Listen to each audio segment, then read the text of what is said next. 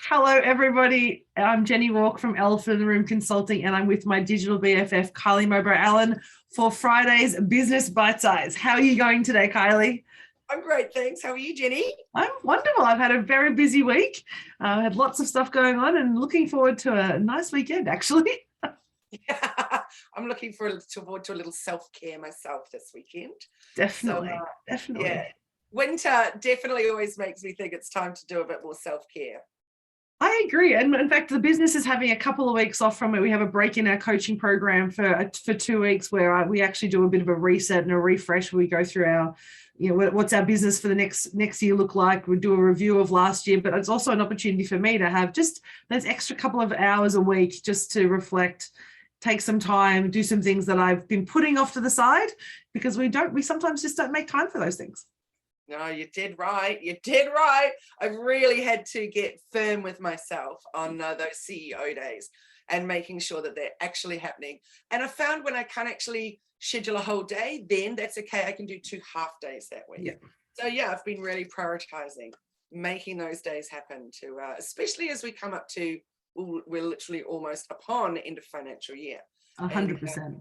Getting on top of things. I had a few hours on Zoom yesterday with my bookkeeper, and I just realized it's all about your mindset, isn't it? Because I even said to my daughter and husband that morning, I was like, oh, I've got 2.5 hours talking about and I was like, I was in such a negative space, but I get on with it so well. We jump on Zoom, we're like, let's get on top of these tricky ones and figure out this and and then I was like, at the end, it's like, wow, we achieved so much. And I felt enthused.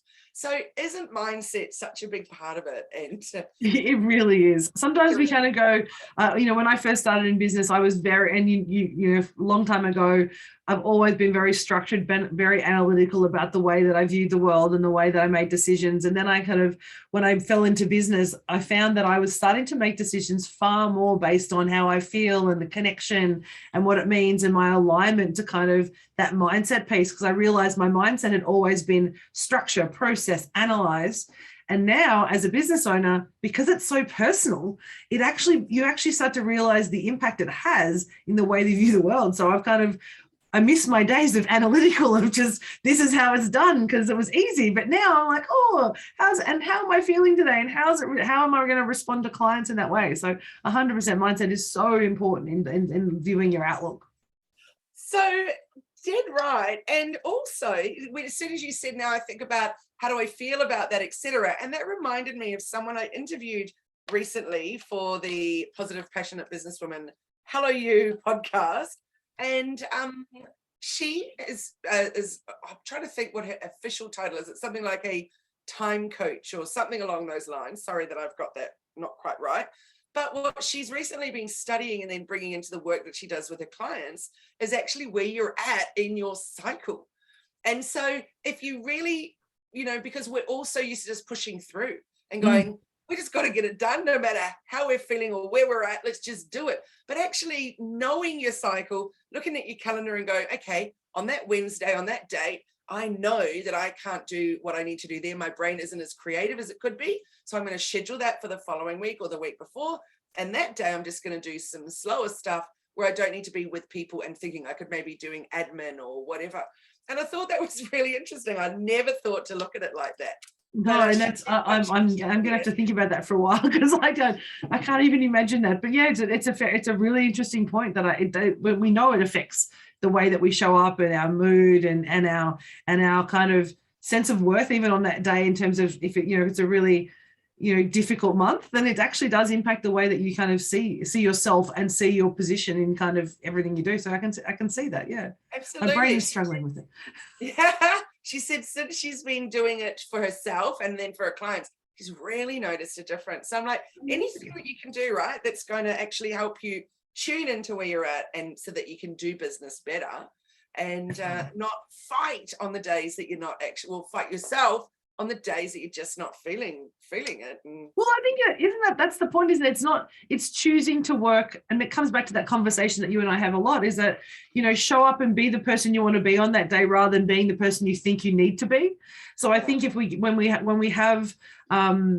run a business, one of the reasons I was talking about this on Wednesday when I did a session in a networking group, that it's actually about choice. We start business because we want abundance or flexibility and all those things, but really what we're craving is choice.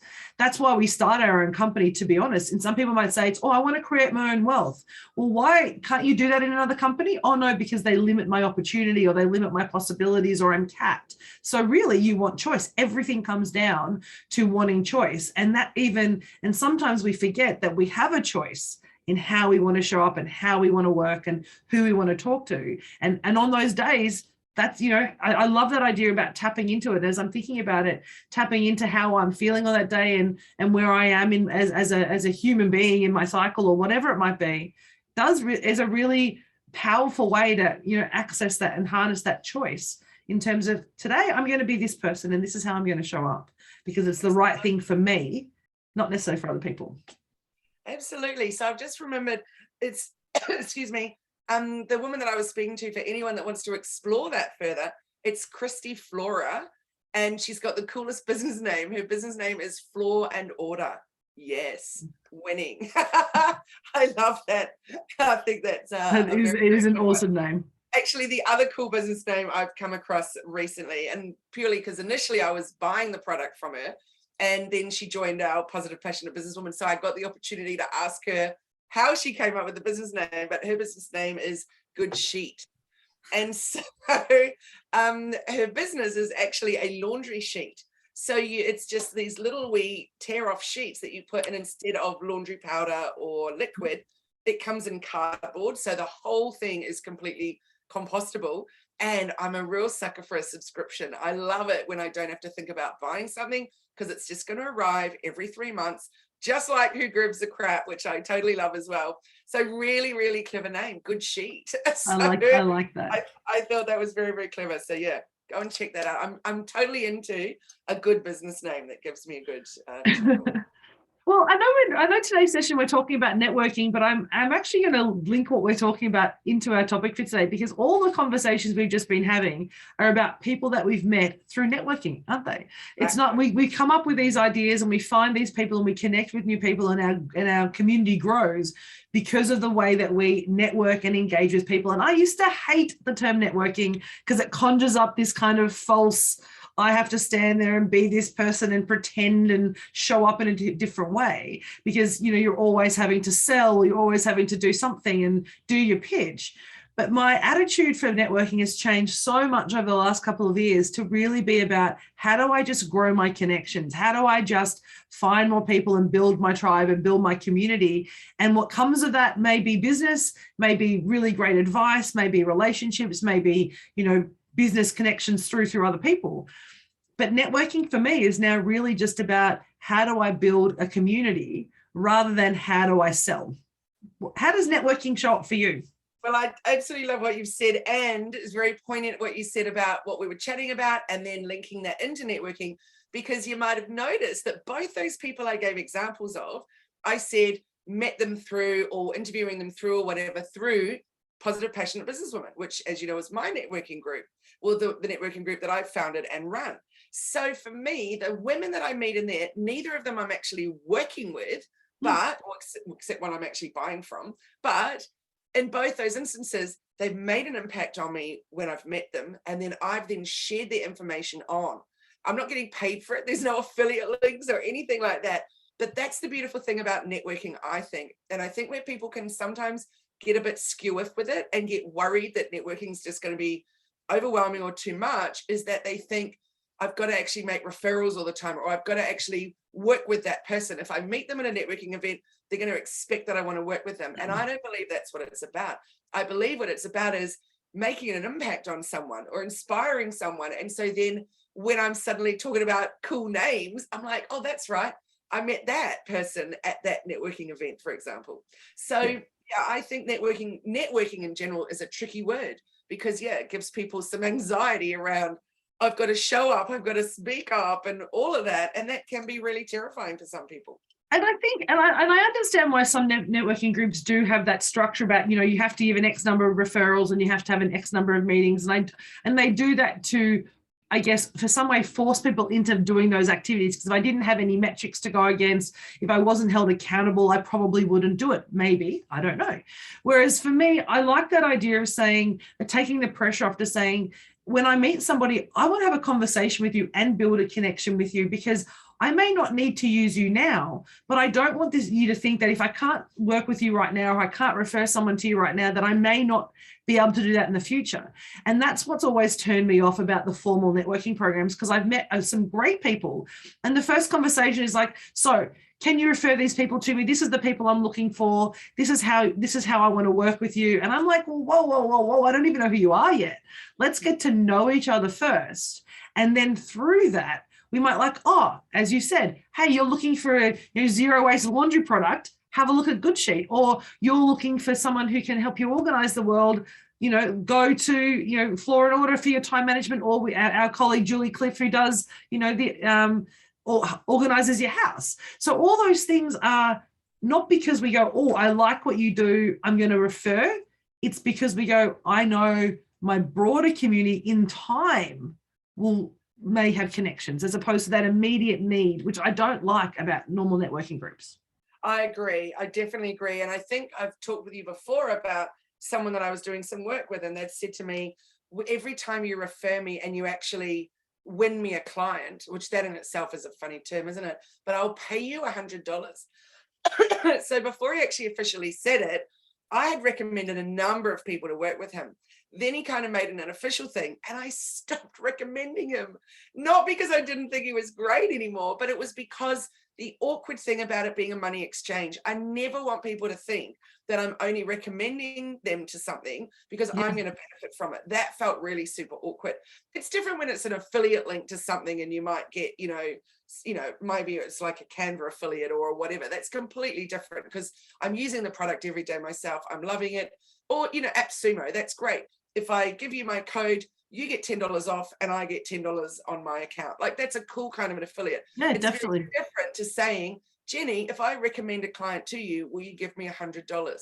That feels like an uncomfortable exchange to me, and it doesn't make me feel really good about referring people. So it's an interesting one, isn't it? About those formalized, and it's not all networking groups, but certainly some of them are built on that particular premise that you need to do this, this, and this, and then you're going to get this in return, or even be allowed to stay in the group by doing that. Yeah. And I think that's, and as you say, we talk about language is important, and we say, we're going to a networking. I went to an event last night. It was the Queensland Resource Council Indigenous Awards. And even they do 30 minutes of networking before the event. Then they have the awards, and then there's an hour of networking after. But when we go to those events, because we're all in the same industry, we're all working in the same kind of environment, that pressure of having to refer people is gone. Really, those events for that networking is about just build your connections, just build your communities, start to know what everyone else is doing, start to build those, because when you know what other people are doing in their business or doing in their work, then it gives you ideas, and it sparks relationships that say, hey, can we do some collaboration, or how did you do that? So in a professional sense, when you're that corporate networking, it becomes around, I'm using it for idea exchange, or even just sharing what I'm doing and being able to kind of, hey, did you know that this is happening? Versus the business networking, which is what we're more talking about, where you have business groups come together and say, okay, we're here to build our businesses. So how many referrals have you got and what have you done? It really changes the dynamic. And for me, it changes the energy of the room, because I was with one of them for about 6 months, and I just felt like I was just referring people to people, and I'd be like, I just have to write something on a piece of paper. And in some respects, I didn't even feel like it was valuable, because I don't know whether they were going to work. I hadn't had a conversation with them, but it was like I'm forced into writing a name on a piece of paper and giving it to somebody, because there were prizes. Who has the most number of referrals today? And it's like, wow, like, go and talk to such and such because they're giving 35 referrals. Like, it just started to feel a bit like, that's not what business, to me, that's not what connection's about. Yeah, I totally agree. So I excuse me, I'm a bit croaky today. So I run these workshops with Nortec Small Business Connect. So government funded by the New South Wales government, trying to help businesses grow. And so each time I jump on to these 90-minute workshops, I always start with put your details in the chat of who you are, how you help people, and how you work with people. And then, of course, how they can connect with you. And the reason for that is twofold. So one, because it's great for me to know who I'm actually talking to and who's there in the room, but also then I can go and connect with them later on and follow them on Instagram, etc. But then I also say to them, you never know who you're going to meet in any situation that might be someone that you want to collaborate with. Yeah. So I said, so think of this opportunity as a networking opportunity. There's no cameras on. It's held through Microsoft Teams. So you can't actually see the people. But when you do a really great elevator pitch, but written in a chat, and you say what you do, who you are, how you help people, and how to connect with you, boom, that can be super intriguing. So what I notice when I'm asking people to write that in there, some of them really make me go, oh, I want to know more about what you do. I'm going to delve into and go and find out what you're all about. Others, it's just like boom, boom, basics, there it goes. And I'm not actually excited to go and find out more. So it's really important, isn't it, that line that will, I'll give you an example of one, which is Charmaine from In-House Pilates. She always finishes with the line, which is, I help you do life better. And I think, I love that. Every time. She teaches over 50s Pilates, so online. So it's a very, very specific audience that she's going for. And then she says, I help you do life better. And I love it. So I think, of course, then it's always going to make people want to go and find out more about how she does it, what she does, and how they could work with her. So I think it's really important that we don't think, okay, what networking group will we join? And ooh, networking makes me feel icky. We actually go, in every situation, where do we have an opportunity to find out if there's someone that we might meet that we might collaborate with? Or that we might know someone else that might want to collaborate with them. And I think that's the point, isn't it? I think when we talk about networking, it comes back to, and we talk about this all the time, is what is your intention in the room, right? The energy, if I come into the room saying, I need to find 5 people who are going to serve my needs today, the likelihood of you finding them are probably pretty low, to be honest, because it becomes, you're like, can you do this? Can you do this? Can you do this? And I've been in rooms where people come to you and it's like they literally size you up. And if they work out, if you can't give them some business or some support today, they move on straight away. And I've heard people say that's what you should do, go into a room, because that's the idea of being in the room, is to find business. And I really struggle with that, because it's such a transactional way of looking at business. And transactions come and go, relationships stay. And if we only look at business as transactional, then we're only getting that short bite, that immediate kind of need met, rather than that long-term need met, which is what we're talking about, is how do we build long-term connection? And it's not just through a one transaction, it's through maybe a large transaction, or no transactions might be actually how you get benefit from that relationship. It might just be conversation that leads to other things, rather than that individual giving you a financial exchange. 100%. And I think it's a great time to remind our listeners how we met. So, because that in itself was an opportunity for networking and a collaboration coming out of that. So we were at a conference together that we'd both signed up for a coaching program to upskill and, whatever. So this is like 3 years ago now or something. And we turn up, and because we had been sat together for starters, and because of the awkwardness of me being late and them being so cross, and you being so kind with trying to help me with all my bits and the whole debacle that it was, could have been extremely uncomfortable, or could have been a wonderful little moment of, yes, we realized we had a little thing there because you understood where I was at, and I really was grateful for your kindness. And so, boom, there you go. It suddenly starts a conversation, right? And then we got to know each other through the whole process. And next time I came up to Brisbane for the next conference, you're like, come and stay. And so that's a great thing, because then we got to know each other outside of that whole environment. Then, of course, as time went on, we realized we have these amazing conversations about business. let's turn it into a live podcast where we can, you know, do it in the way we can. We had initially talked about let's hook up once a month and do it in person. Yeah. And then we were like, hello, Zoom, let's just do it and go for it. And then it's made it, you know, thank you, Zoom, for that. It's really made it possible. And Switchboard, because we can go live in all these different platforms at the same time. And then Anchor, because, you know, we upload that to our podcast channel, etc. So there you go. From one meeting in a conference, from an awkward situation, came a collaboration that's been going on for us for a really long time now. Yeah. So I say that that's our meet cute, right? If you're thinking from yes. a film perspective, that was our meet cute, where, you know, the two people kind of literally bump into each other, and kind of the world changes for each other. But to that point that you're talking about podcast, our connection with Anchor and Switchboard, we also have to remember that they're networking for us also. So networking doesn't have to be us physically in a room. And that's the difference between technology at the moment. It's not about having to be physically in the room, even physically talking to somebody, whether it's a Zoom call or a chat in a Teams or whatever. Because we have podcasts are networking. Using Switchboard is networking. Being on Facebook and having that, just showing up and having a live like this, is a version of networking. It's just a one-way version. But every time we do that, every time we show up, we're inviting people to connect with us. And that's essentially what networking is. It's really about bringing one thing together with the other. And we always think about it in that physical conversation of having it, you know, what do you do? What do I do? How can we serve each other? How can we support each other? But networking these days is so much bigger than that. It's actually saying, well, on a podcast and inviting people at the end when we say, hey, come and connect with us on our socials, or email us, or go to our website. That's a version of networking that we often don't think about. And so many people leave that one on the table. They don't do the invitation when they're doing podcasts. They don't do the invitation when they're using their socials. They just share their information, be like, bye. Whereas when we finish off with that clear call to action, we're inviting people to actually come into our world. And that is us. And that's how we can start to network and feel comfortable with networking, even before you have to do that awkwardness of here's who I am in a room.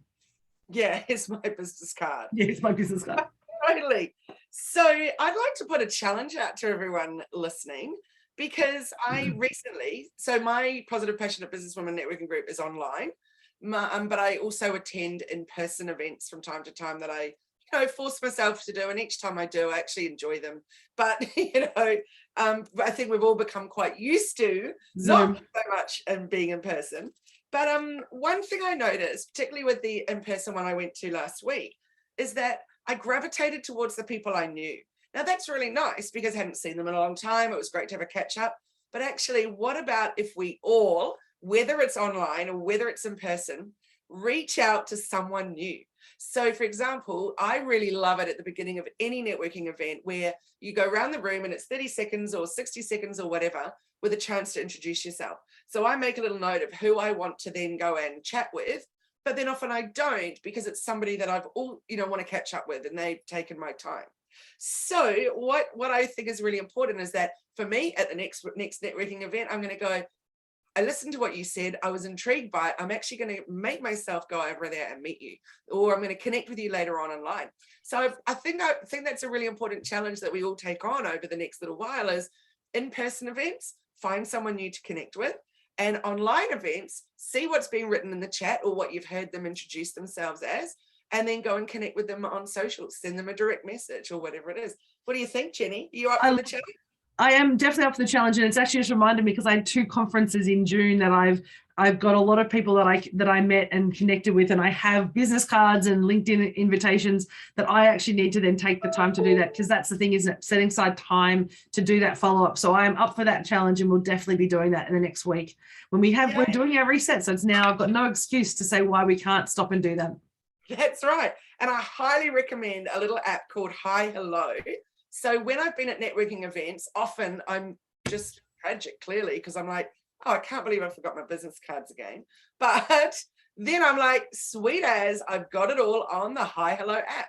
So they can just scan my QR code on my Hi Hello and it shares all of that. And I've set up Hi Hello with one personal and one business on it. So good. So depending on who I want to meet are the details that I give them. I cannot say enough how much I love that app. So yeah, really, really awesome. So definitely all of you out there, again, no affiliate going on here, but definitely try the Hi Hello app in terms of networking and meeting people, because it's a great way. Because often you'll say, oh, I'll follow you on Instagram, but then you kind of forgot that that's that person and you forgot to get in touch, or same with LinkedIn, etc. But when you've got it sitting in that Hi Hello app, it's all of the different things about them. It's so cool. So definitely give it a try. Very, very cool. I love that idea. So lots to think about today, lots of things that we're going to be doing.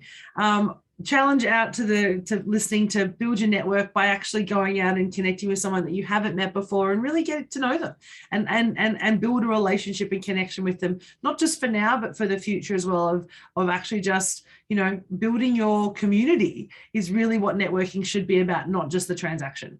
But so how can we get people to connect with you, Kylie? Well, I think the best place is to come and join the Hello Media Facebook group, where we have fun and I share the latest algorithm updates and latest platform things that are happening. And that's a really great place to hang out. Or, of course, if you're a woman, or someone that identifies as a woman, then you can join Positive Passionate Businesswoman. And it's only $97 for a year's membership. Join our online networking. And it's a great opportunity to, I could say promote yourself, but I prefer to say offer up what you do and find the right people to connect with. What about you, Jenny? How can people connect with you? Probably Insta and Facebook. So at Elephant in the Room AU, our Facebook page on Elephant in the Room is where we tend to hang out. And Insta, we have our People Purpose Profit networking group that we hang out with. We used to do a lot of face-to-face events in that. We now do a one webinar every month called the Ultimate Authority webinar on the last Wednesday of every month. So come and hang out with us in there, where we share story and have a chat to people about their business and where they're going in their business. But they're the best places to hang out with me, probably Insta and Facebook at Elephant in the Room. Cool, Jenny. Thank you. Well, I look forward to seeing you next Friday for Bite Size. And I was thinking about our topic and I thought I'd love to be talking about with you email marketing. Oh, yes. After today's conversation, yes. Yeah, I've had so many conversations with people about it lately. And then you showed me that very kooky one. So let's chat about that, because anything could happen any day to Facebook, Instagram, anywhere that you're connecting with people on socials. If you don't have their email addresses and you don't have another way to connect with them, then what have you got? So let's talk about how to build that and what to do with it, and how not to annoy people with your email marketing. I think that's a great idea. Let's do that next week. Right. Email marketing. Make sure you're watching and listening. Great. I look forward to it. Thanks, everyone. Have a wonderful day. Bye, everyone. Bye-bye.